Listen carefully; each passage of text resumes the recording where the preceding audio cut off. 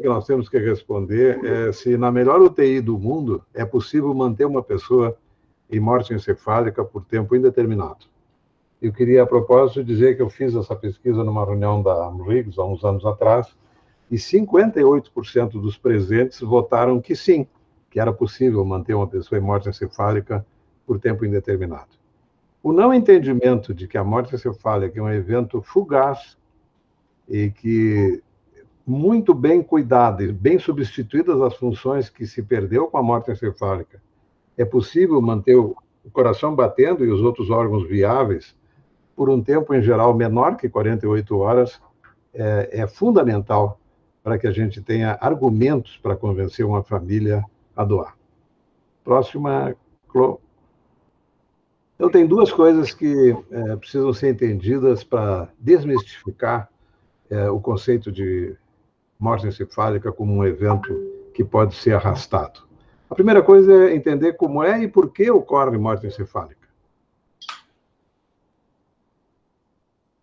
Clô, primeiro nós temos que ter um trauma grave ou uma hemorragia cerebral espontânea. Sem isso, nós não podemos esperar morte encefálica. Tem que haver alguma coisa que provoque edema cerebral importante. O edema cerebral tem uma característica própria. É o único órgão que é demasiado, não tem para onde expandir, porque ele está dentro de uma caixa rígida. Isso faz o cérebro diferente dos outros órgãos. Quando esse edema determina uma hipertensão endocraniana tão significativa que possa competir com a pressão sanguínea, o cérebro deixa de receber sangue. Pode ir adiante? Então, nós temos um paciente com coma profundo. O segundo evento, depois da morte encefálica, a primeira é coma, a segunda é parada respiratória. E isso é uma coisa importante, porque isso explica por que essa condição, morte encefálica, tem a idade da ventilação mecânica. Quando não havia ventilação mecânica, não havia essa condição em que você pudesse ter o cérebro morto, os outros órgãos mantidos durante algum tempo, porque havia como sustentar a oxigenação por respiração artificial. Ausência total dos reflexos, sem resposta a estímulos, inclusive dolorosos, as pupilas dilatadas, a queda de temperatura corporal é um dado importante, a morte do centro termorregulador determina a hipotermia, é uma informação trágica, você ter um traumatizado de crânio e alguém da enfermagem anunciar que ele está com 33 ou 34 graus de temperatura. Isso é sinônimo de morte encefálica. E é muito comum o aumento da diurese, aí chamado diabetes insípido, porque a perda da regulação cerebral determina que o paciente faça uma hiperdiurese. É um anúncio também dramático você receber a informação de que o paciente está urinando 1 litro por hora. Como é que a gente comprova o diagnóstico de morte encefálica, além desse diagnóstico clínico? A propósito, na Europa, o diagnóstico clínico de morte cerebral é considerado suficiente para autorizar o contato com a família pedindo a doação de órgãos. Os americanos introduziram a necessidade de documentação gráfica da morte encefálica por uma questão legal, né? O receio de que se possa processar o serviço ou o médico dizendo que não havia comprovação de que não entrava sangue. Pode ir adiante. Então, uma maneira é a documentação por arteriografia. E aqui a gente vê a arteriografia com fluxo normal, adiante, e na comparação, angiografia com ausência de fluxo na morte encefálica. A gente vê a interrupção do fluxo sanguíneo na base do crânio. E algumas vezes se vê um filete sanguíneo indo para o couro cabeludo, mas não entra no cérebro. E aí se entende por que o cérebro morre, um órgão tão ávido de oxigênio, e que começa a morrer a célula quando você fica 4 ou 5 minutos sem perfusão, e agora ele está definitivamente desprovido do acesso sanguíneo ao cérebro. Então, a outra maneira mais simples, porque mais disponível, é o diagnóstico por Doppler transcraniano com fluxo sanguíneo documentado aí. Esse é um Doppler transcraniano normal, e adiante, e em morte encefálica, que não tem nenhuma onda significativa na perfusão. Adiante. Existem vários obstáculos para a doação de órgãos. Uma coisa que eu acho constrangedora é assumir que uma causa importante da baixa oferta de órgãos é a não comunicação médica da existência de um paciente em morte encefálica. Ainda que previsto em lei, o médico pode ser acionado judicialmente se, diante de um caso de morte encefálica, ele deixa de comunicar. Lamentavelmente, isso ainda ocorre e muitas vezes a família não é nem solicitada a doar, quer dizer, a família não tem o direito de negar a doação. Ninguém considerou isso para discutir com a família. Ignorância e misticismo têm uma associação permanente. Quanto mais baixo o nível social de um país ou de uma região, menos se doa, porque existem tantas crenças místicas em relação à morte. A falta de esclarecimento torna quase impossível a doação de órgãos. A contribuição da mídia é muito interessante nas duas direções. Quando não há cultura da doação de órgãos, e nós ainda estamos longe de chegar lá, a opinião pública é completamente dependente do que se noticia. E a mídia, então, tem um poder enorme para ajudar ou atrapalhar. E a gente vê isso insistentemente repetido, assim, quando tem uma pessoa famosa que doou, uma pessoa famosa que necessita, as doações aumentam. Quando denunciam alguma coisa, e em geral é um sensacionalismo barato, as doações praticamente interrompem, e isso mostra a enorme responsabilidade que tem o comunicador, e aparentemente não tem consciência disso na maioria das vezes. Uma coisa curiosa é o quanto interfere na probabilidade da doação o fato de ser um casal desajustado como pais do potencial doador. Essa é uma experiência que se repete. Filhos de pais separados, a chance de doação é muito pequena, porque a tragédia reuniu pessoas em conflito. E aí haverá sempre a acusação de quem saiu e abandonou, quem ficou e não cuidou, e esse tipo de conflito praticamente impede qualquer gestão bem-sucedida para a doação de órgãos. Uma coisa que tem sido cada vez mais valorizada é como é que a família do potencial doador foi cuidada, do ponto de vista afetivo, pelo hospital, enquanto a situação não evoluía para a morte.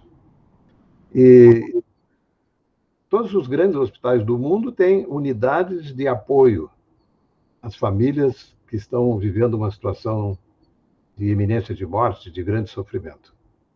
Aqui o que a gente vê é assim, o indivíduo é chamado que seu filho está na UTI do pronto-socorro. Corre lá e diz, olha, eu preciso ver meu filho, tem que entrar na UTI, que eles me disseram que ele está muito mal e tal, não é hora de visita. Aí ele insiste, e o atendente disse, segurança, leve ele daqui. E qual é a probabilidade que essa família terá de doar se horas depois se confirmar a morte encefálica? A doação de órgãos começa antes, começa com o cuidado que se possa ter com quem está sofrendo. Por que é difícil doar? Bom, primeiro porque há uma exigência de generosidade. A doação é um gesto de generosidade. Quando a solicitação por generosidade é feita no momento de revolta, por perda e dor, e a família está sob intenso sofrimento, não há nenhum momento menos propício para a doação do que esse. O que torna obrigatório que a doação envolva uma decisão prévia. Porque seria ingenuidade pretender que uma família sacudida por um trauma dessa intensidade tenha cabeça para decidir favoravelmente a doação se isso nunca tiver sido debatido em casa. E as campanhas de doação têm essa perspectiva, né? Propiciar discussão do tema e, com isso, antecipar a decisão. E aí tem uma coisa que eu considero muito, muito curiosa, que é assim, o esforço que a família faz para cumprir a vontade expressa em vida quando ela perde um ente querido. Inverte completamente o processo. Se retira da família o peso da decisão e, a partir daí, a gente vê o esforço que eles fazem para efetivar a doação, revelada assim como última vontade. Adiante, por favor. A história do transplante de pulmão, poucos sabem, mas o transplante de pulmão antecedeu o transplante do coração. O transplante de coração foi feito pela primeira vez em 67, e em 63 o Dr. James Harding Jackson, Mississippi, fez o primeiro transplante de pulmão. Quando a gente vê o caso relatado como a experiência pioneira, estava tudo errado, né? Naquela época não havia o conceito de morte cerebral nos Estados Unidos, se considerava a morte quando o coração parava, e o James Harding transplantou um paciente com enfisema, que tinha um câncer de pulmão central, e que não tinha reserva para pneumonectomia. Então ele resolveu substituir o pulmão com câncer por um pulmão de um doador. Quando ele fez a toracotomia, descobriu que esse tumor invadia a muscular do esôfago, que era um tumor irressecável. O doador ter morrido de um infarto significava que ele transplantou um pulmão com algum grau de edema, tudo arranjado para dar errado, né? A imunossupressão era precária, só havia corticoide e azatioprina, e esse paciente sobreviveu 18 dias. Mas mostrou que era viável viver com um órgão transplantado, com um pulmão transplantado. A nossa experiência iniciou aqui em maio de 16.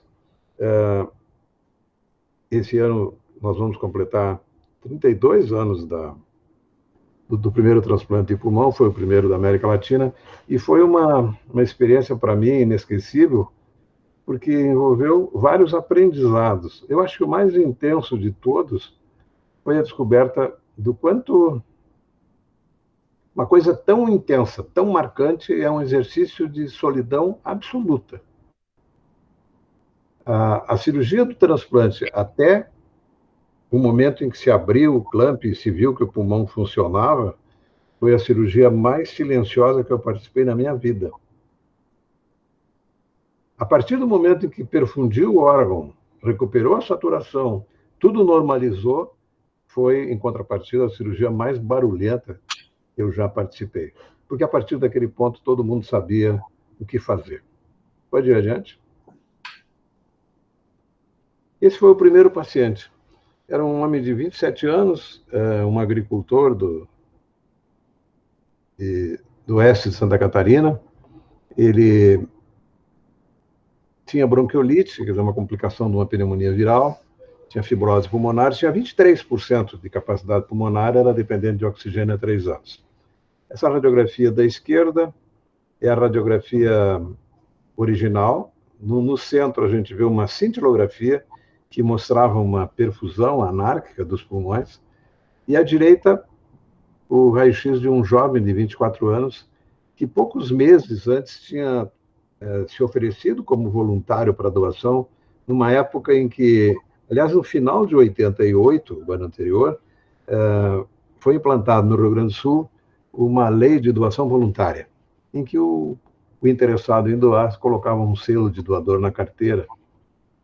E uma iniciativa de um deputado que faleceu há pouco tempo, o professor Sanchotene Felício. Nessa noite, ele sofreu um trauma, explodiu a cabeça num guarda-joelho em Novo Hamburgo, e a família fez o maior esforço para doar, porque ele tinha contado para todo mundo em casa que, se ele morresse, ele queria ser doador. Eram os pulmões completamente normais, e foi usado o pulmão direito para transplantar nesse paciente com bronquiolite obliterante. Pode ir adiante. O que marcou nessa experiência pioneira foi, primeiro, a enorme determinação de viver do paciente. E ele viveu o desespero de ser o primeiro, de não ter com quem compartilhar. Hoje, quando chegam pacientes para avaliar para transplante, seja lá por que doença for, a nossa primeira medida é colocá-lo em contato com o paciente da mesma doença que foi transplantado. Não há nenhuma conversa, não há nenhum diálogo médico que substitua essa conversa.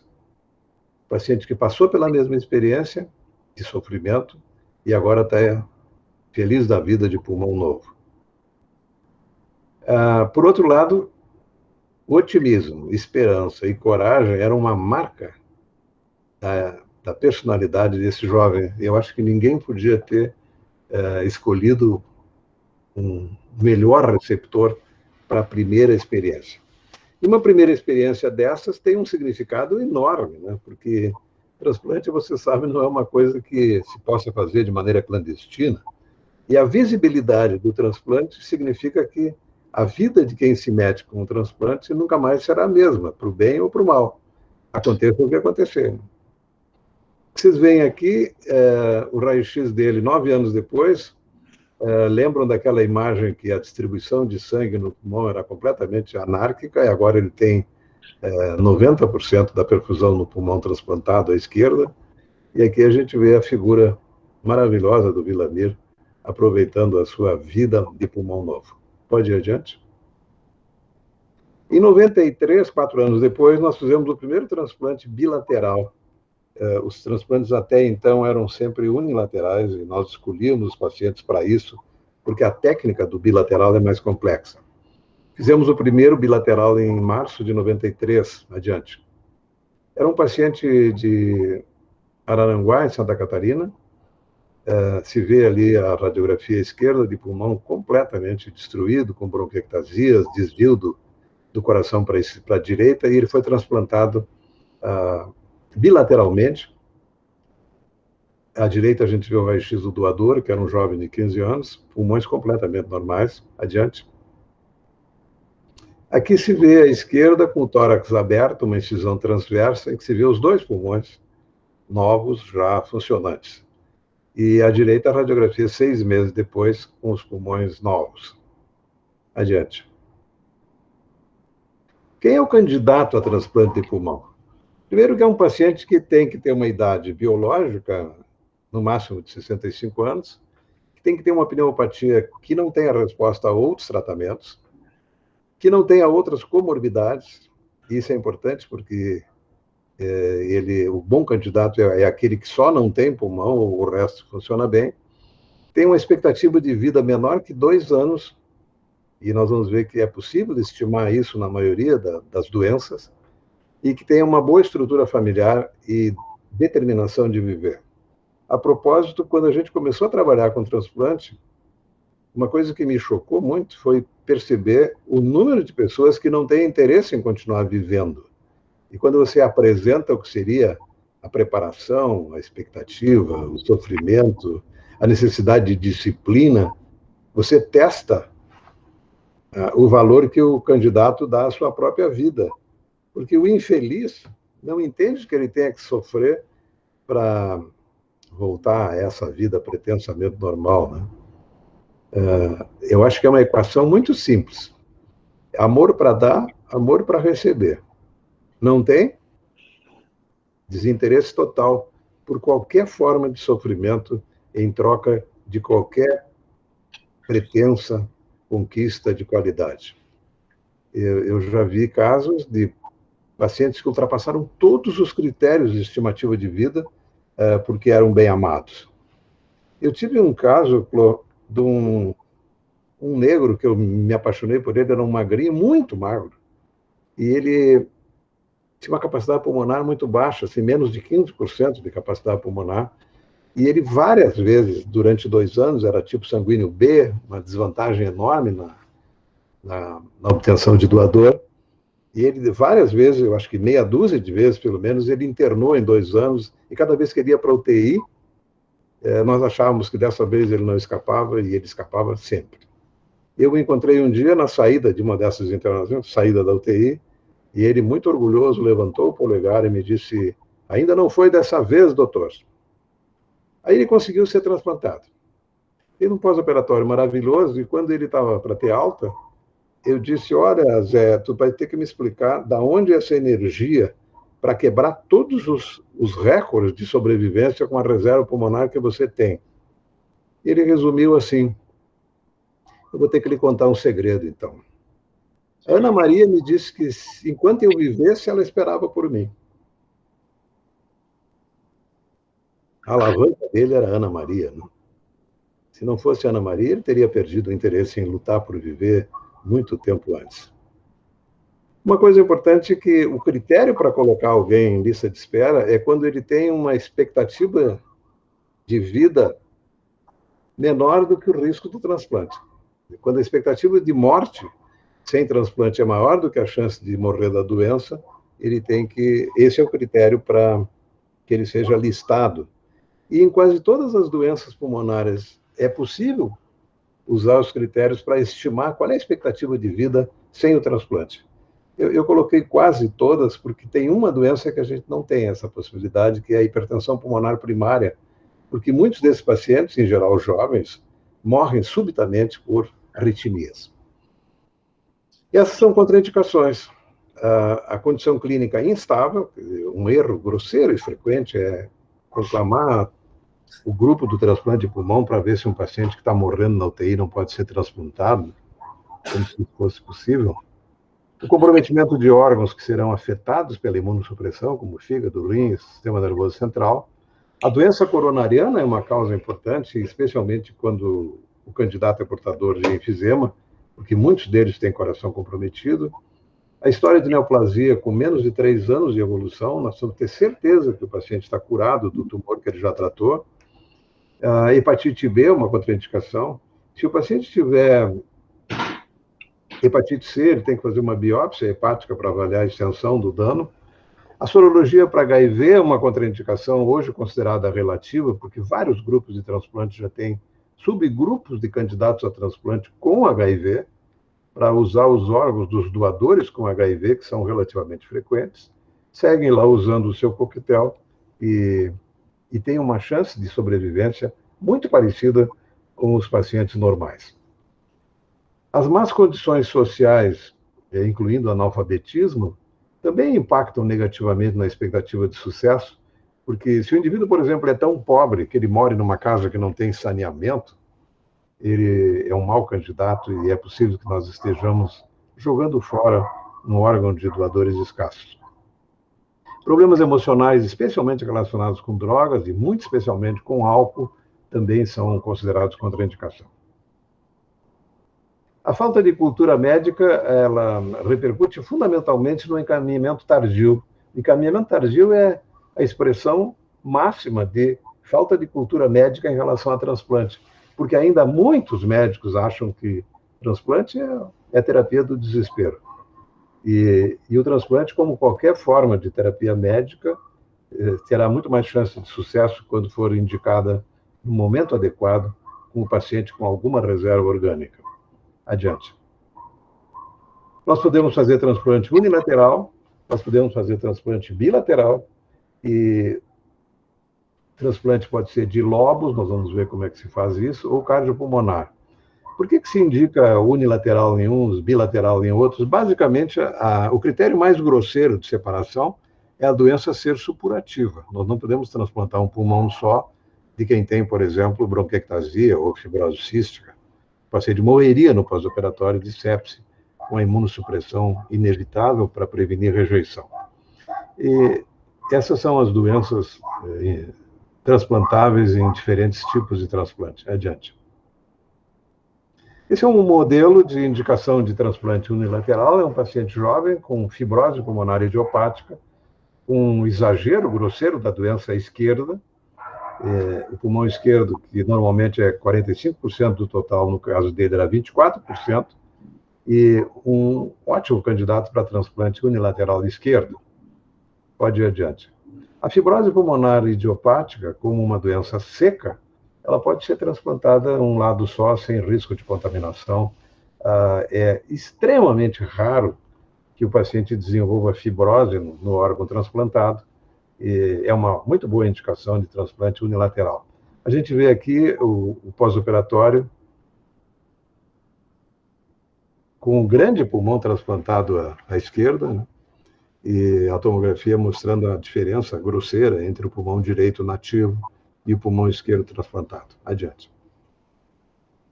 Esse é um caso interessante, foi o nosso quarto caso.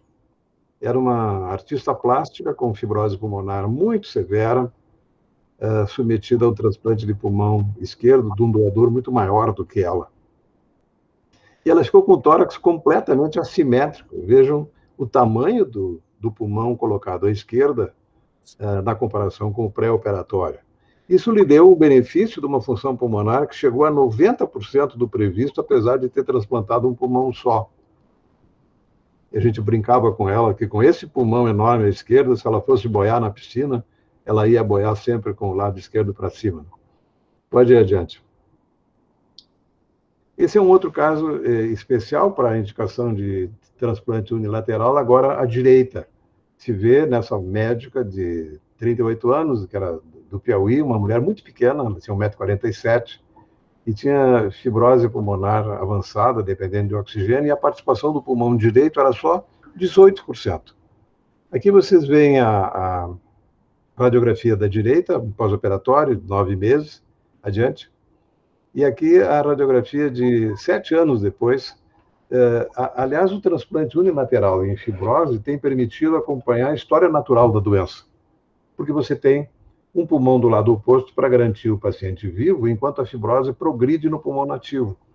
E a gente vê aqui que o pulmão foi literalmente destruído por fibrose à esquerda, enquanto o pulmão direito preservava a função. Adiante.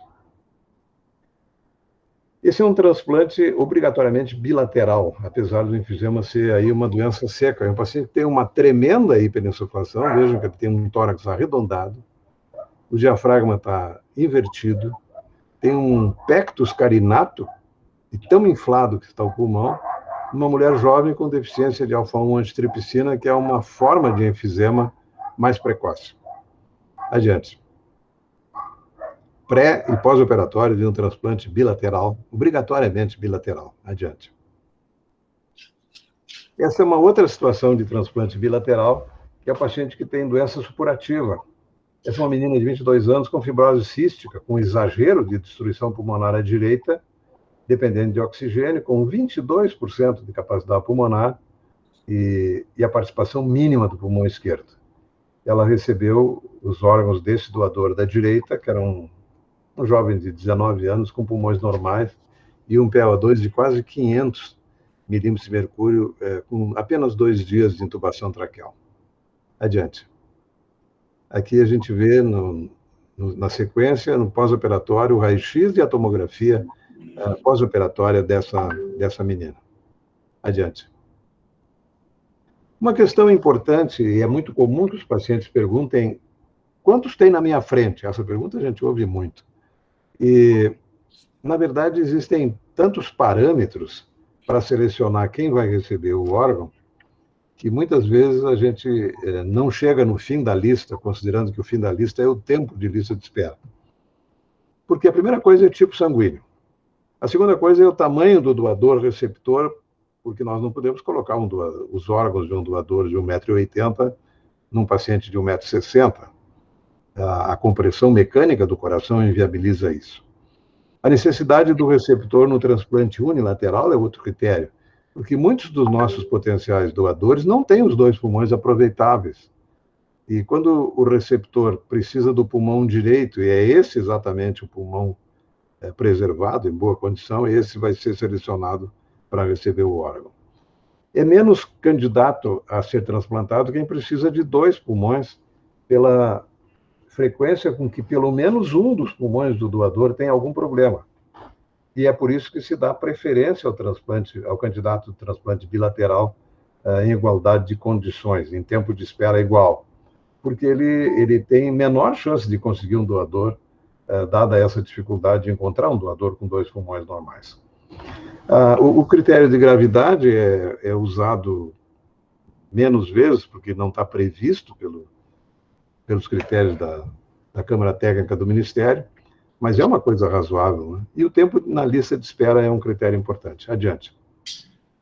Esse caso eu usei para discutir essa questão com o pessoal da lista de espera. As pessoas que estão em lista de espera, uma boa parte delas, pelo menos, está fazendo reabilitação pulmonar e eles se conhecem, eles sabem tudo, de todos. É comum, assim, no café, na manhã, encontrar um grupo que está entrando para fazer fisioterapia, eles sabem que a noite passada foi transplantado um A e o próximo A sou eu, esse tipo de coisa eles sabem muito. Então, esse caso teve essa característica de não ser conhecido pelo grupo. Era um médico de Brasília que foi incluído em lista de espera numa má condição e 3 ou 4 dias depois, ele transferido para cá, já muito ruim, apareceu um doador que só servia para ele. E aí, assim, você imaginar, está na lista de espera e cai de paraquedas um pulmão para um desconhecido, tu fica numa situação desconfortável. E veja que interessante, esse homem precisava do pulmão esquerdo mais do que tudo, porque era o pior pulmão dele. Ele era do tipo B, a participação do pulmão esquerdo era só 5%, e ele tinha 1,67 m, 57 quilos. Pode ir adiante. Aí apareceu um doador. Era um jovem de 33 anos, 1,70 m, 60 quilos, praticamente do mesmo tamanho, morte por traumatismo craniano, tipo sanguíneo B, e um PaO2 abaixo dos 300, que é considerado o limite de aproveitamento do pulmão. Mas tinha uma explicação para esse PaO2 mais baixo. Ele tinha uma consolidação, pneumonia de aspiração na base direita, mas o pulmão esquerdo era normal. Então, vai adiante. Isso ocorreu em janeiro de 2005, quando nós tínhamos 4 candidatos na lista de transplante de pulmão com tipo sanguíneo B. 2 precisavam de transplante bilateral e, obviamente, estavam descartados porque o pulmão direito não era aproveitável, e 2 candidatos a transplante unilateral. Um necessitava de um transplante de pulmão direito e grande, por ser enfisемatoso, e o outro era ele, necessitando de pulmão esquerdo e exatamente do tamanho do doador. Então, esse tipo de coisa já aconteceu mais de uma vez, o paciente ser o último a entrar e o primeiro a transplantar, mas isso tinha que ser colocado para grupo de espera, para que eles percebessem a transparência da eleição de alguém para receber um órgão. Este caso mostrado na reunião com uns 30 ou 40 candidatos ao transplante fez muito bem para a relação com o grupo. Pode ir adiante. Aqui é o resultado do transplante. Pode ir adiante. E, por fim, quando é que a gente indica o transplante de pulmão intervivos? O transplante intervivos é uma novidade, adiante, indicada fundamentalmente em função da enorme desproporção entre a demanda de receptores e a oferta de doadores pediátricos. De novo, aquela questão da compatibilidade geométrica, tem que ter tamanho compatível, e a criança está sempre desfavorecida por ter uma caixa torácica pequena. Aí, alguém na Califórnia, o Dr. Starnes, resolveu considerar a possibilidade de usar lobos de adultos para substituir pulmões inteiros de receptores pediátricos ou adolescentes. E havia, naturalmente, a expectativa de boa evolução a partir de doadores que fossem assemelhados imunologicamente. Para considerar o transplante intervivos, nós temos que ter um quadro clínico incompatível com a espera indeterminada por um doador cadavérico. Esse receptor, ele tem que ter uma caixa torácica compatível com o tamanho de lobos inferiores de adultos, o que significa que essa criança não pode ser tão pequena que um lobo inferior de adulto não caiba. E nem pode ser um adulto com uma caixa torácica muito grande que lobos de adultos não preencham o espaço. Outra coisa desfavorável em relação ao transplante intervivos de fígado ou de rim é que nós precisamos 2 doadores saudáveis, um lobo para cada lado, e eles naturalmente devem ser compatíveis do ponto de vista de ABO. Pode ir adiante? Esquematicamente é assim: lobo inferior direito para substituir o pulmão direito do receptor, lobo inferior esquerdo para fazer o mesmo com o pulmão esquerdo, e, em geral, pai e mãe são os doadores. Na nossa experiência, nós temos 40 casos de transplante intervivos e 33, o par doador eram os pais. Aqui a gente vê o pulmão sendo retirado, sendo preservado na bacia, depois de ter sido retirado por uma lobectomia, e ele é preparado de modo que ele fique completamente exsangue e aí implantado no lugar do pulmão removido. Eu acho que nós não temos vídeo, porque eu transferi por e-mail. É um vídeo curto, mas aqui vocês veem um transplante de pulmão de lobo à direita, o lobo inferior de um adulto preenchendo completamente a cavidade pleural de um adolescente, no caso de 13 anos. Adiante. Esse foi o nosso primeiro. Em 17 de setembro de 99, nós comemoramos,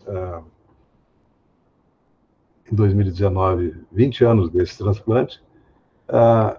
Era um menino ele ia fazer 13 anos, é portador de bronquiolite obliterante severa. Ele teve uma pneumonia viral terrível aos 8 anos. Depois disso, desenvolveu uma bronquiolite que lhe reduziu a capacidade pulmonar a 12%. Pode ir adiante.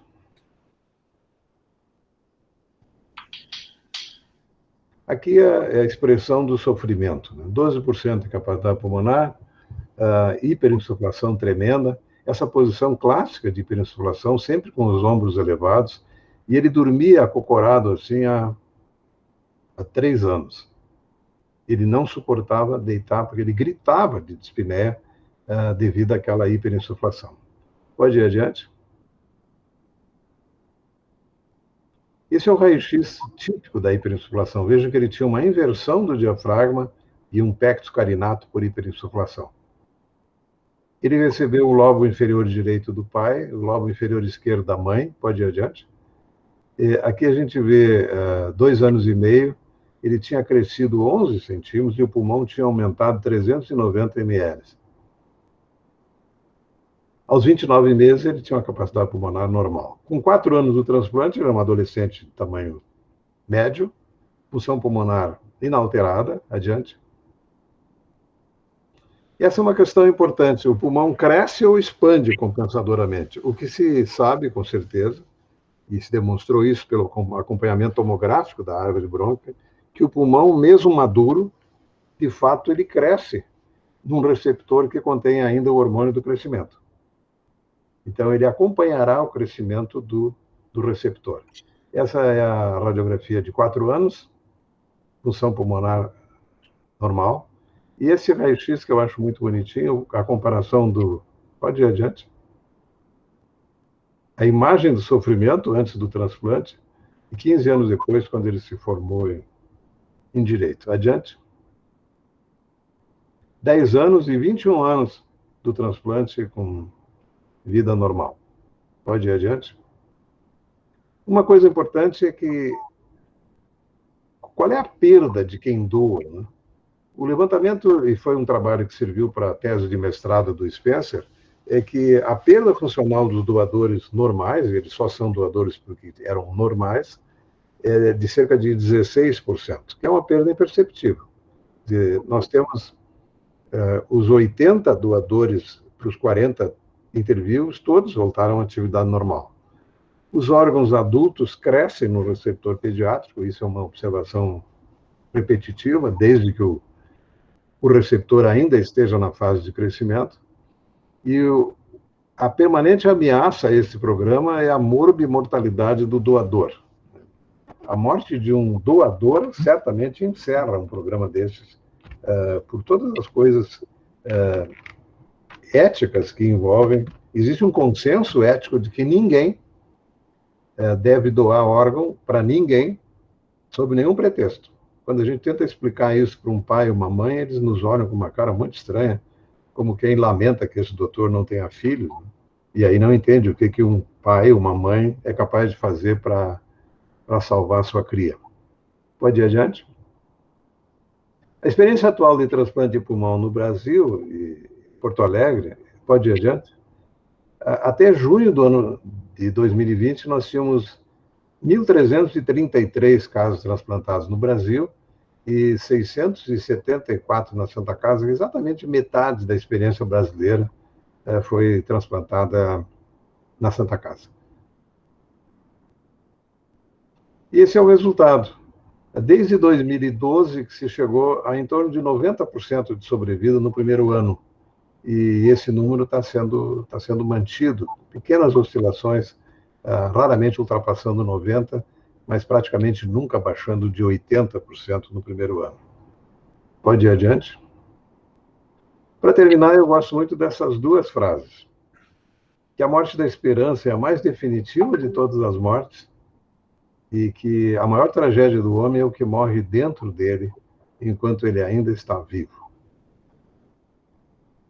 Obrigado, Clô. Desculpe a atrapalhação inicial. Imagina. Parabéns, né? Muito boa a sua aula. Agora o professor Camargo está disponível para perguntas.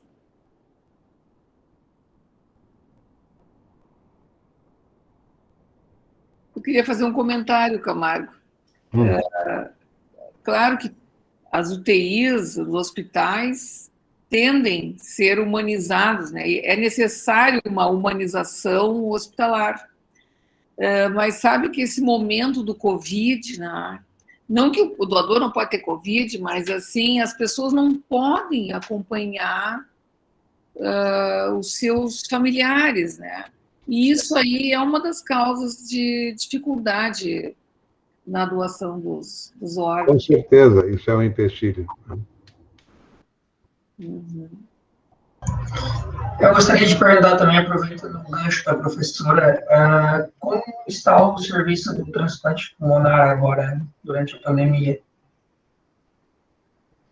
Nós tivemos uma queda muito importante nas doações. Só para você ter uma ideia, em 2018, nós fizemos 52 transplantes, o que significa um por semana, exatamente um por semana. Caiu para 46 em 2019. Em 2020, nós fizemos 17 transplantes. Foi o primeiro ano, desde que eu trabalho com transplante de pulmão, que nós tivemos mais mortes na lista de espera do que transplantados. Vários pacientes morreram em lista de espera, e o clima é terrível, porque sabe que onde mais repercute o ânimo do grupo quando morre alguém da lista de espera é na fisioterapia. Durante muitas semanas eles não têm, sabe, uma apatia, assim, não tem interesse de continuar fazendo, porque até se morre na lista de espera, né? Então é um efeito cascata extremamente negativo quando alguém que compartilha a sua expectativa com os outros morre esperando inutilmente. Esse foi um dos grandes dramas desse ano que, para meu gosto, não precisava ter existido. Camargo, eu tenho uma curiosidade, assim, eu tenho um doador, né? Hoje eu recebi 2 doadores. Então, a central me manda uma lista das crianças, quem é a primeira, a segunda, a terceira, e depois eu vou vendo se ela pode ser ou não receptora. O do pulmão é assim? Vocês recebem uma lista da central e vão escolhendo? Sim, exatamente assim. E muitas vezes fica muito evidente que esse critério de seleção pelo computador, né, desconsidera todas as coisas humanas envolvidas, gravidade, iminência de morte. Você tem que justificar que esse não é candidato, apesar de estar mais tempo na lista, porque ele está infectado. E aí, um dia desse, alguém ligou da central e disse: como infectado? Eu digo: eu só conheço uma maneira de estar infectado, tem que ter uma bactéria, né? Para mostrar que, quando você transfere essa decisão para a máquina, você não pode esperar a racionalidade, é óbvio que não, né? Mas, por outro lado, tem que haver algum critério de estabelecer normas de quem antes de quem, né? Mas é exatamente como você comentou, a gente recebe a lista e aí vai ver quem é que pode, quem é que não pode e tal. Tem uma pergunta aqui do Pedro. Pode fazer, Pedro. Eu não consigo ler direito, é muito pequenininha a letra.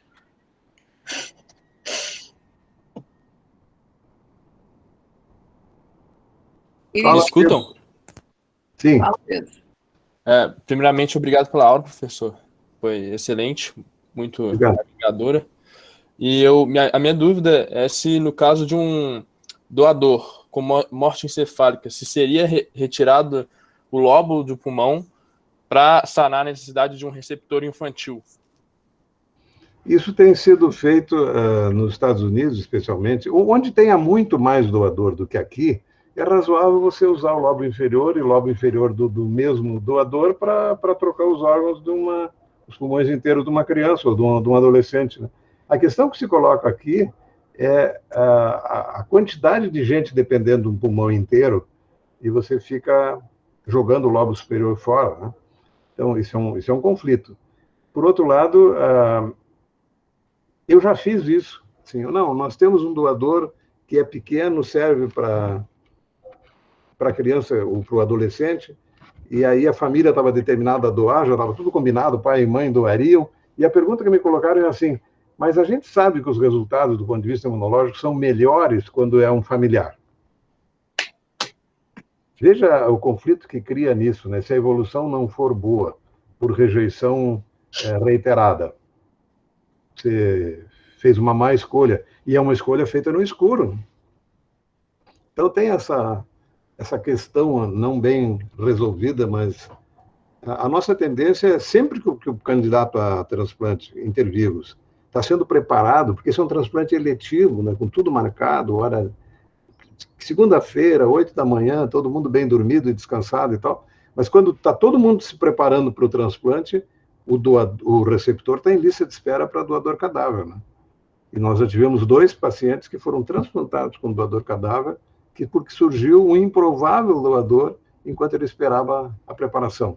Especialmente preparação por outras coisas, nutritivas e tal. Ele tem que fazer uma reabilitação nutricional muito importante, né? A maioria dessas crianças, quando chega para candidato a transplante de pulmão, eles estão extremamente desnutridos por dispneia crônica e atrofia muscular importante por dispneia. E, a propósito, isso é uma coisa importante na preparação para o transplante de pulmão. Você transplantar um paciente insuficiência respiratória crônica sem reabilitação muscular, ele vai te olhar com uma cara de frustração depois, porque ele vai perceber que entra ar, mas ele continua cansado, porque ele não tem músculo. Então, a preparação, tanto nutricional quanto de reabilitação muscular, é muito importante. Doutor Camargo, eu queria falar, primeiro agradecer, né, pela aula, porque é sempre um prazer ouvir o senhor, já ouvi várias vezes, e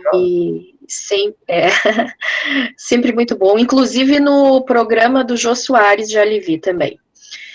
E eu queria só perguntar, assim, quais são na pediatria, né, as principais patologias de indicação de transplante pediátrico? Fibrose cística e bronquiolite. E bronquiolite. Esses 2 diagnósticos reunidos, na nossa experiência, faz mais de 95%. Eu tenho 2 pacientes transplantados por fibrose idiopática, que é uma coisa incomum, né, na infância, né? Os outros todos são majoritariamente fibrose cística e, em segundo lugar, a bronquiolite, como sequela grave de bronquiolite, infecção viral, né? Porque a quantidade de crianças inválidas respiratórias por bronquiolite é muito grande, né?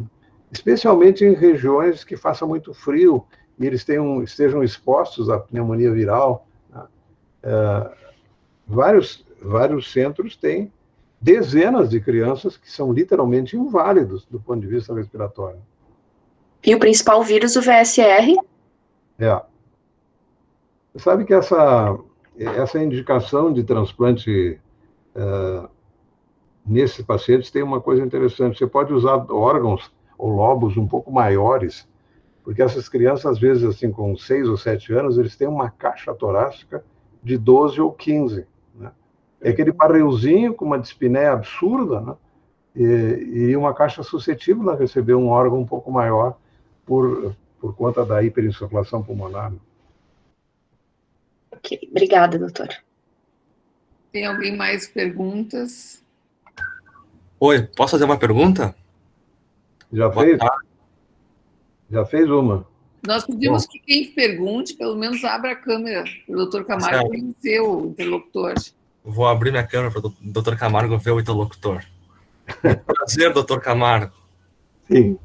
Eu acho que não está abrindo minha câmera. Pronto. Muito prazer. Isso aí do Procionói. Diga, professor. Eu tenho uma dúvida quanto ao apoio mais governamental, institucional, aos grandes centros de transplante, né? A gente sabe que a Santa Casa é um dos centros mais importantes de transplante, acho que no estado, acho que é o mais importante. E há algum apoio especial ou algo mais focado para os centros de grande referência? Ou o tratamento é comum? Não, o apoio que o governo dá, que é uma iniciativa do SUS para estimular transplantes de órgãos, é que os centros que fazem 4 ou mais transplantes de órgão, de diferentes tipos de órgão, né, eles têm um bônus da remuneração do SUS, que não é nenhuma maravilha, porque o original é muito, muito ruim, muito baixo, né? Mas um centro que transplanta 4 órgãos, eles têm um bônus de 60% em relação ao que o SUS paga originalmente. Mas o transplante é uma modalidade terapêutica que, do ponto de vista de custo, é muito alto. Tá? Você vê, por exemplo, transplante de pulmão, a remuneração aparentemente foi prevista para um transplante sem nenhuma intercorrência. Nos modos de remuneração atual, se um transplantado de pulmão precisar, por exemplo, de diálise, o hospital vai pagar para fazer o transplante. Então, isso tem desestimulado o início de programas em outros serviços, porque eles sabem que durante a curva de aprendizado eles vão ter um prejuízo muito grande. Então, a gente costuma brincar dizendo assim, que o único transplante de órgão que dá certo é aquele que o paciente morre no primeiro dia. E outra coisa, né, Camargo, fazem muitos anos que os transplantes não têm um aumento. Eu acho que o aumento mais digno que teve foi durante o governo do Fernando Henrique Cardoso, quando o Serra era o ministro da Saúde. Depois dali foi mínguas e foi aumentado e hoje está muito já defasado. E tem uma grande aberração legal que é o seguinte: o indivíduo paga plano de saúde a vida toda. No rim ele pode ter direito a usar o seu plano de saúde, né? Ele pode usar o plano de saúde para transplante de medula, ele pode usar o plano de saúde para transplante de córnea. Agora, se ele precisar de um transplante de coração, de fígado, de pulmão ou de pâncreas, ele vai para o SUS. E são raras as pessoas que têm condição de pagar um transplante desse do seu próprio bolso. Isso, então, a gente vive esse momento assim, de ter que pressionar na justiça para mandato judicial para eles autorizar, o que é um grande absurdo, você pagar o plano de saúde a vida toda e depois ser obrigado a compartilhar a enfermaria, porque não tem nenhum tipo de proteção legal. Eu já tentei algumas vezes acionar a Agência Nacional de Saúde e eu acho que tem um lobby muito grande dos planos de saúde contra a liberação para que os planos de saúde sejam obrigados a pagar o transplante. E nos últimos anos, nos últimos 2 ou 3 anos, tem havido uma pressão dos pacientes contra o plano de saúde e aumentaram as ocorrências de autorização legal.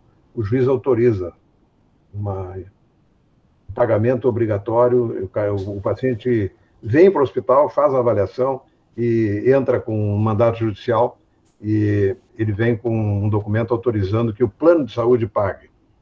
Muitos pacientes não fazem, nem tomam essa iniciativa de medo que depois o plano de saúde cobre deles. Então, é uma área completamente desprotegida do ponto de vista de ganhos e remunerações e tal. A mensagem mais óbvia é que ninguém vai ficar rico fazendo transplante. E tem que ter uma energia muito especial para te manter entusiasmado com tanto descaso pelo trabalho médico, né?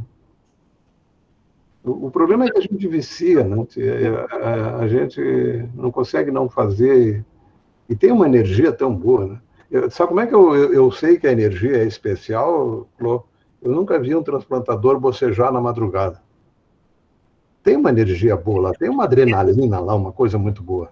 E sempre é um trabalho de equipe, né, Camargo? Então tem que manter motivado uma grande equipe, que não é só, é muita gente envolvida. E isso que faz a diferença, e por isso tem tão poucos centros que fazem transplante, porque não vale a pena, digamos assim. Agora, tem uma coisa, professor Noy, que é óbvio, que é o seguinte. Quando você implanta um programa de transplante num hospital, seriamente, e investe em toda a qualificação indispensável para o transplante, você está fazendo um investimento que, se você não fizer nenhum transplante, você fez um grande progresso para esse hospital. Porque as coisas de qualificação indispensáveis ao transplante não são exclusivas do transplante. Você vai ter um serviço de infectologia, vai ter um serviço de terapia intensiva, de anestesia, de banco de sangue, tudo qualificado para que o transplante fosse viável. E isso é o grande benefício. A gente compara isso a um efeito locomotiva. Você vai agregando vagões de qualidade à enorme locomotiva que você tem no final. E isso não tem preço do ponto de vista de desenvolvimento. A outra coisa que eu acho muito curiosa, e todo mundo já constatou isso, é que quando você implanta um programa de transplante, você divide o hospital do ponto de vista de reação anímica das pessoas. Você vai encontrar dois times completamente distintos. Os que se empolgam, se entusiasmam, vibram, sofrem, choram, e nunca mais se livra disso, porque essa é uma carga deliciosa de carregar, né? E tem aquele time que acha que isso não vale a pena. Trabalho muito noturno, paga pouco, né? São os desanimados crônicos, que por alguma razão, que eu não entendo bem, acho injusto, eles não morrem, eles duram muito. Os desanimados vivem muito, eu não sei, que parece que a mediocridade é uma forma de vinagre, né? Eles se conservam. O desanimado, eu acho que é o tipo mais negativo na relação com a instituição. E por outro lado, se descobrir assim, pessoas jovens, entusiasmadas, que querem meter a cara e fazer. Isso dá uma energia para quem está fazendo há muito tempo e se vê projetado em quem está começando com o mesmo ânimo. Eu tenho visitado muitos serviços, eu sou chamado para fazer uma espécie de auditoria, entre aspas, para ver como é que o serviço está pronto e tal. E aí eu sei, quando eu volto, eu sempre digo para o Spencer, esse vai fazer, esse não vai fazer. Porque eu sei quando tem brilho no olho ou quando não tem, né? Uma coisa que eu achei bem interessante, o que a doutora Clotilde falou, é da equipe, né? Ela só fala coisa interessante. É da equipe, né? A equipe como um todo e, enfim, a valorização disso. E eu já assisti o senhor mesmo falando em outro momento, até do pessoal da higienização, né? Isso tudo faz parte, é uma equipe que eu acho que faz parte para a coisa poder funcionar. E eu queria ouvir um pouquinho assim do senhor, porque eu sou enfermeira, e como é que o senhor vê essa equipe multidisciplinar e o trabalho do enfermeiro aí nesse momento? Que eu sei que tem muitos colegas aí que às vezes estão nessa parte aí do desânimo, né? Tem muito, mas tem muita gente que está correndo atrás e eu acho que tem ânimo para fazer a coisa funcionar. Eu acho que o grande motor de energia, uma usina de entusiasmo, é você perceber o paciente que tinha dificuldade para fazer uma frase, ele tinha que escolher o tamanho da frase antes de começar a falar, porque não tinha fôlego. E ver esse cara ter alta normal, porque esse é o lado bom dessa história, você perde a capacidade pulmonar ao longo de anos. Perde tudo. Né? E aí volta subitamente. Não tem paciente mais agradecido, nem mais feliz do que um transplantado bem-sucedido de pulmão. Esse tipo de ânimo passa para a equipe. E a gente percebe o entusiasmo com que as pessoas compartilham isso, sabe? E se dão conta de que foi porque nós fizemos, e aí ninguém é mais importante que ninguém, né? A história que eu contei, essa que você falou da higienização, é a minha história preferida. Eu estava contando, Clô, que quando a gente fez o primeiro transplante, eu recebi muitas homenagens. Recebi até uma placa pretensamente dourada do governo do estado pelos serviços prestados à humanidade. Eu achei estranho aquilo que eu só tinha transplantado uma pessoa, mas enfim, a humanidade era isso mesmo. E aí, o raio da placa enferrujou depois de um tempo. Ela não podia ter enferrujado, né? Aquilo para mim foi um horror.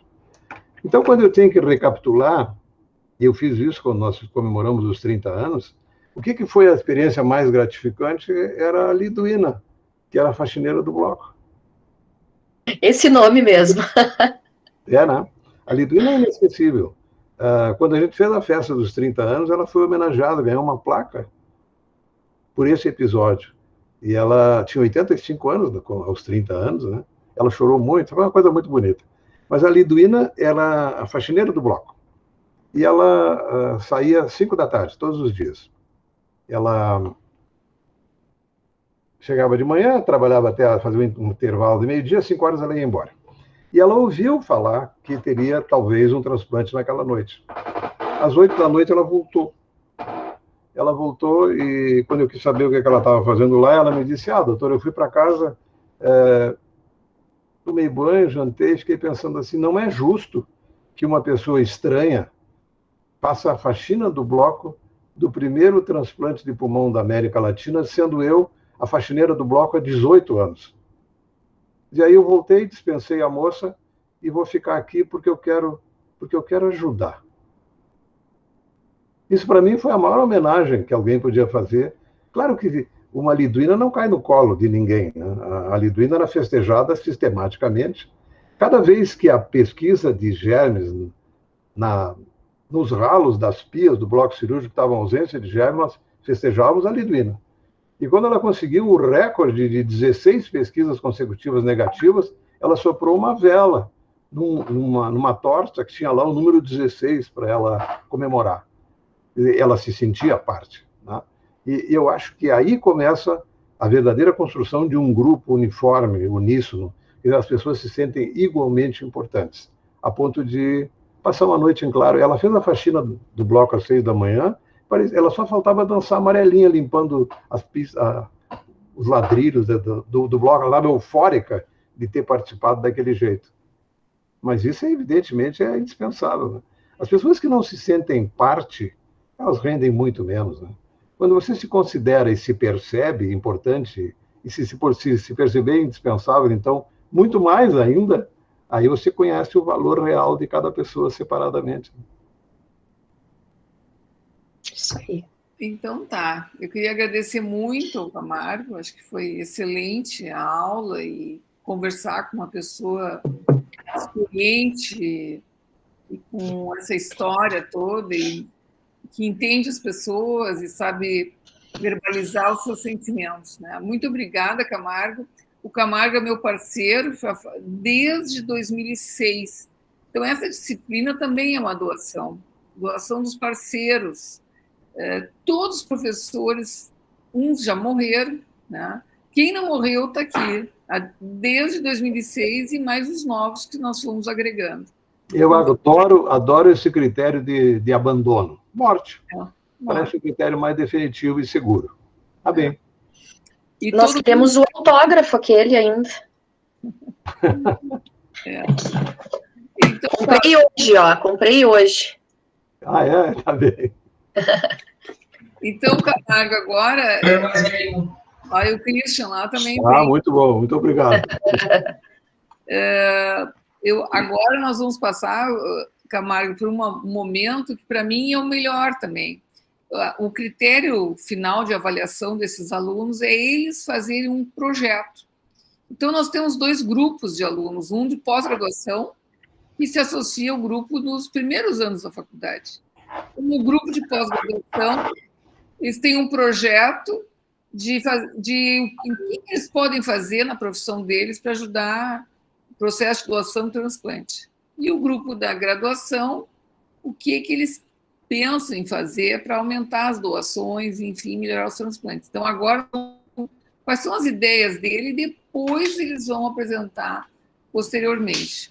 Então, tu estás dispensado, mas se quiser continuar conosco, tá à vontade. Agora nós vamos começar, então, a te agradecer, e eu gostaria de saber se tem alguma lista, como é que estão os grupos ali que vão falar um pouquinho do seu título do projeto, pelo menos.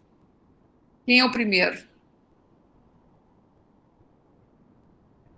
Nós só vamos terminar a aula quando todo mundo dos grupos, os representantes dos grupos falarem. Então, vamos lá. Tem uma lista sim, peraí. Eu acho que o meu grupo, inclusive, é o primeiro. Quem vai apresentar é a Aline Marques Ferreira. É só o título, tá? É só o título e o nome do grupo. E o objetivo principal, assim, você vai dizer. Isso. Depois vocês vão fazer o projeto e apresentar no final. Tá, tem alguns dados a mais no slide, professora, mas vou falar só, então, o título. Vou botar para apresentar. Acho que nem é necessário, Aline. Não precisa? É só nos dizer, assim, qual é o teu título. Se tem alguma dificuldade, que tu queira esclarecer alguma coisa. Bom, então, o nosso grupo são os alunos da pós-graduação. Na verdade, nós somos uma equipe multi ali, então não é só uma área. O nosso trabalho, então, vai ser intitulado O uso de uma ferramenta digital como facilitadora para doação e transplante de órgãos entre profissionais de saúde.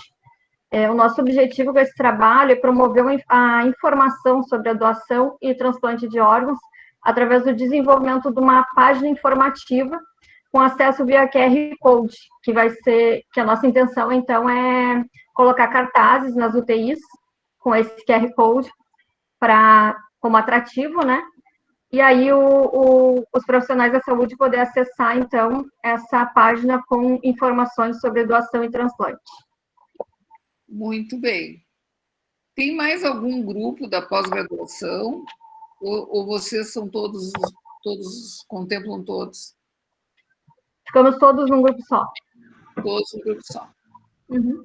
Então, tá. Estou curiosa para ver esse cartaz. Se vocês puderem me mandar antes da apresentação final, eu agradeceria para fazer as sugestões. Então, doutora Clotilde, isso é uma dúvida. A gente está criando o projeto e a gente vai colocar em prática, né? Sim. Assim, ó, o que eu faço? É um projeto que eu vou colocar em prática, o que já estão colocando em prática, o que logo a seguir vão colocar em prática, tá? Tá. Então, assim, se vocês podem já estar pronto e colocar em prática, ótimo, né? Ok. Se não já está pronto, vai ter que achar alguém para fazer esse cartaz, para colocar nas UTIs, enfim, né? Um custo. Tá? Mas a ideia pode ser lançada e conseguir os parceiros. Uma coisa que eu tinha pensado também, como QR Code, né? A gente estava discutindo. Eu não sei se seria interessante apenas aos profissionais de saúde, que esses têm acesso a outras mídias, livros, enfim, ou ao público em geral, em portas de UTI e tal, com um vocabulário talvez menos rebuscado, para que outras pessoas, para que a gente abranja a população em geral. Não sei o que seria mais interessante nesse momento, né? Acho que os dois, né? Uhum. Fazer um para o profissional de saúde e fazer um outro para um público leigo. Né? Um linguajar mais simples. Ok. Quem seria o segundo grupo, então, dos alunos da graduação? Quem gostaria de apresentar? Tem uma lista, Cíntia? Não. Tem, prof. Ô, prof, eu enviei por WhatsApp essa lista. Isso. Eu enviei uns minutinhos atrás para a senhora, tá? Tá, mas tu podia acomodar, Adolfo, nosso monitor querido. Pode ir chamando. O próximo aqui seria Informar para Salvar. Karina Manzano Correia. Karina tá aí? Oi. Oi. Vou falar, eu vou apresentar no lugar dela. Tá. Não tem problema? Tudo bem? Então, o nosso grupo estava pensando mais na ideia em algo sobre transmissão de informação, principalmente para profissionais da saúde, focado na questão de comunicação com a família, principalmente, que nem o Dr. Camargo falou no começo da aula. Isso é um problema bem importante, que às vezes o profissional não sabe como tratar direito a sua família, não sabe como comunicar direito essa notícia, não sabe como informar o que está acontecendo de uma forma que o paciente, ou a família, no caso, que é leiga, vai entender. Então, a gente pensou na confecção de um vídeo, que eu acho que todo mundo concordou que é uma forma assim, mais dinâmica de apresentação, que fica mais fácil para as pessoas poderem assistir. E, enfim, nossa ideia, por enquanto, é essa. E vocês vão fazer o vídeo para nos mostrar até o final? Uhum. Tá ótimo. Ótimo. Estou curiosa para ver. Qualquer dúvida que vocês quiserem, até alguma dúvida, ou quiserem a ideia me passar, os tópicos que vocês vão falar, eu fico à disposição. Tá bom. Certo. Qual é o próximo, Adolfo? Deixa eu dar uma olhadinha aqui, só um pouquinho. Eu posso falar, prof, eu tenho aqui. Ah, tá coisa na tela aí? Eu tenho aqui no meu celular. Doação de órgãos, uma perspectiva descomplicada. Andriele Mioso. Oi, Pode falar. Oi. Então, o nosso grupo pretende criar uma página no Instagram para que a gente veicule alguns posts, porque tratando dos assuntos variados que a gente viu tanto na aula, como, por exemplo, o diagnóstico de morte encefálica, porque a gente sabe que tanto o contexto que a gente está hoje em dia, quanto, no modo geral, é uma plataforma muito utilizada. Então, a gente acredita que teria um alcance bem importante e a gente conseguiria influenciar principalmente a população jovem, que é a que mais acaba utilizando, e a gente acredita muito no potencial da população jovem enquanto transformadora a longo prazo da sociedade. Então, seria basicamente essa a nossa intenção. É bem interessante. E enquanto a gente consegue, eu dando aula, atingir 60 pessoas, 50, vocês podem atingir muitas pessoas, né? E sensibilizá-las. Pode ter outros grupos na mesma área, não faz mal. Quanto mais, melhor. Quanto mais, melhor. Tá? E até nunca me esqueço, há muitos anos atrás, talvez vocês lembrem, quando teve o incêndio da Boate Kiss, tá? Naquele semestre, tinha uns alunos que se dedicaram à doação de pele, fazendo um vídeo, fazendo um texto, onde dizia, né, que a doação de pele não mutilava, vocês vão ter uma aula de doação de pele, e como era a doação de pele, como é que era o transplante de pele, para que servia. E no dia ali da Boate Kiss, naquela tragédia, praticamente o único texto que tinha sobre isso, né? E bombou aquele ali, e foi feito também pelos alunos, assim, despretensiosamente, mas sobre uma informação importante. Então, eu estou curiosa para ver e fico também à disposição para, antes de vocês apresentarem, se quiserem me mandar um texto para a gente avaliar. Tá? Tá bom, obrigada, prof. Quem é o quarto grupo? Doação e transplante de órgãos, um diálogo com estudantes do ensino médio. Richiele Forgiarini. Boa tarde, pessoal. Vai ser eu que vou apresentar a Lua. Então esse é o nosso título, Doação e Transplante de Órgãos, um diálogo com estudantes do ensino médio. E aí, então, a gente tem também como objetivo divulgar e incentivar a causa da doação de transplantes, né?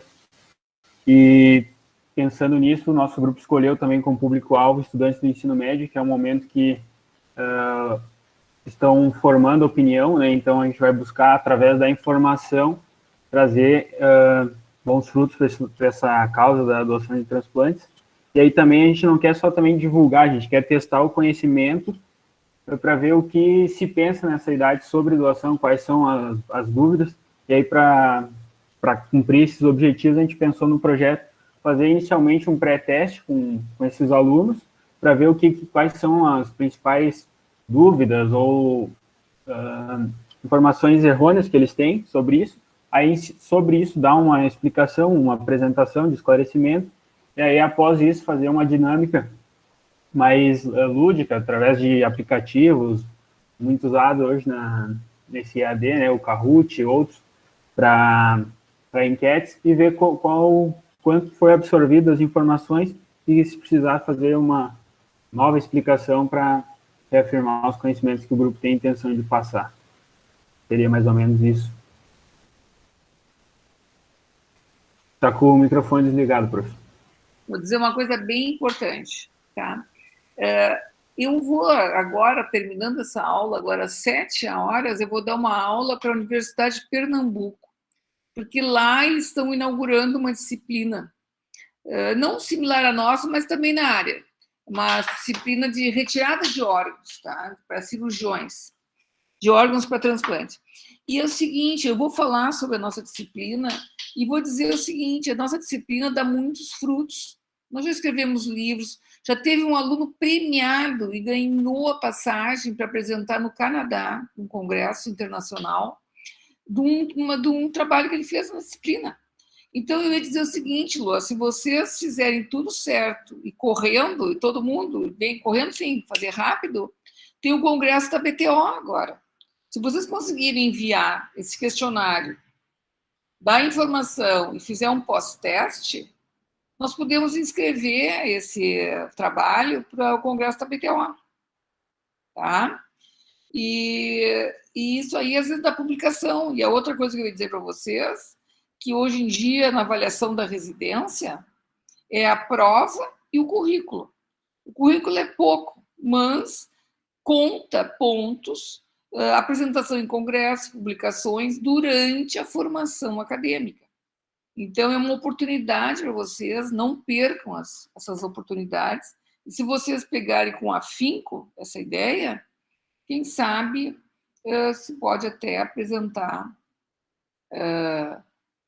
no congresso. Tá? A gente tem que ver bem também, o comitê de ética, como é que a gente poderia fazer. Mas eu acho que não teria problema de se fazer esse tipo de trabalho.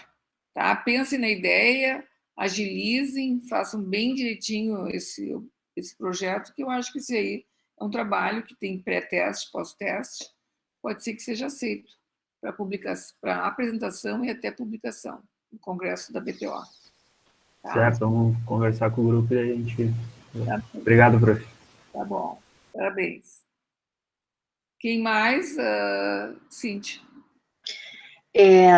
Esse título aqui é interessante. O Sol nutre a vida de 8 planetas. Você pode ser um sol para 8 pessoas. Seja doador de órgãos. #1salva8. Kaique Augusto. Oi.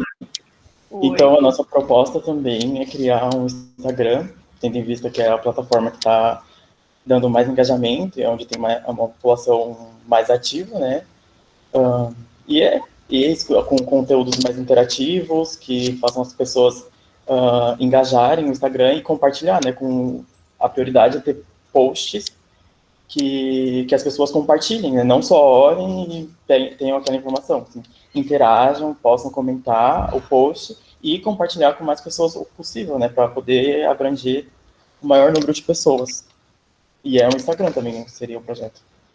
A gente já criou, só que ele está privado. A gente não sabia se podia já começar a divulgar ou não. E já está com alguns posts nele já. Vocês podem enviar, né, para mim. Eu posso dar minha opinião. E, assim, todos esses trabalhos que têm um pré-teste, um pós-teste, sempre é válido para uma apresentação científica, tá?